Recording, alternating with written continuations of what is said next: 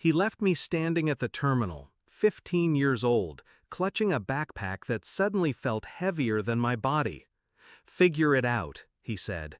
Then he turned his back and walked toward first-class check-in with his new wife and her kids, laughing as though I didn't exist.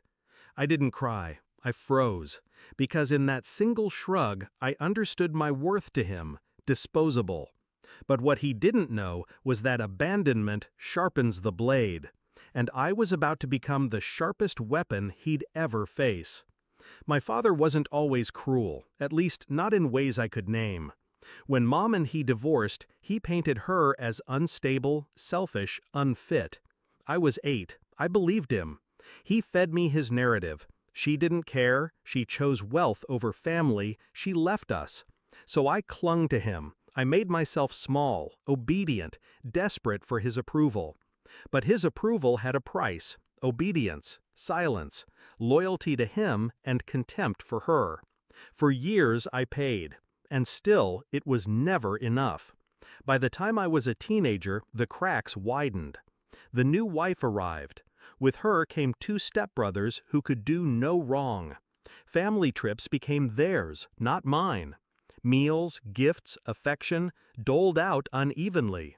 I was the extra luggage he tolerated. The airport was the breaking point, the final, cruelest cut. He abandoned me so he could sip champagne on a beach with them. A child discarded, a nuisance erased.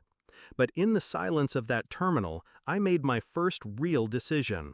I would never beg for his love again. I scrolled through contacts until I landed on a number I hadn't dialed in years. My mother's. My hands shook when I pressed call. Would she even answer? Would she even want me? Her voice came through, breathless, then breaking. My baby? Hours later, I saw the impossible, her jet descending, sleek and private, cutting through the night sky like salvation itself. When she stepped out, tears streamed down her face. She didn't ask why I called. She just pulled me close and whispered, "Never again." That was the moment I knew who had lied to me all along, and who had been waiting in silence, ready to love me the second I reached out. 3 months passed. 3 months of lawyers, documents, revelations. Mom wasn't just wealthy, she was prepared.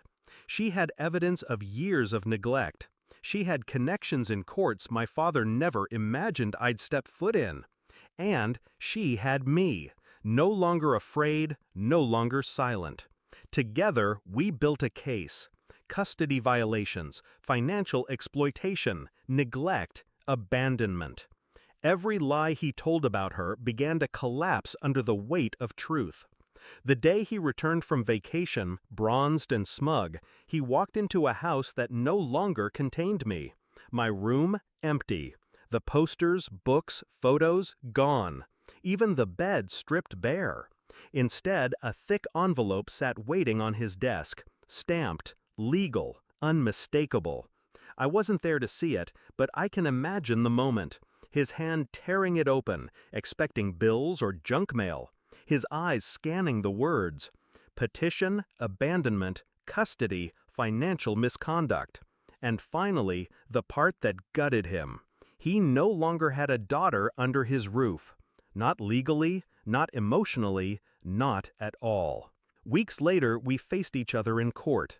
He tried his usual charm, the practiced smile, the rehearsed lines about being a devoted father. But charm crumbles under cross-examination, and facts don't bend to theatrics. Photos, statements, receipts. The testimony of a 15-year-old girl with a steady voice and no tears left. I watched the judge's face tighten. I watched my father's mask slip. And for the first time in my life, the scales tipped my way. When the ruling came, it was swift. Sole custody to my mother. Financial restitution demanded. Visitation rights stripped until he proved himself fit. My father sat there, red-faced, fists clenched, while his new wife whispered in his ear, panic flashing across her face. They had gambled everything on me being weak. They had lost. Now I live in my mother's world, not just one of wealth, but of stability, of love that doesn't have to be earned, of freedom from walking on glass, waiting for the next cruel shrug. Sometimes I think about that airport, the moment he walked away, the last time he underestimated me. He thought he was discarding baggage, but I was shedding chains.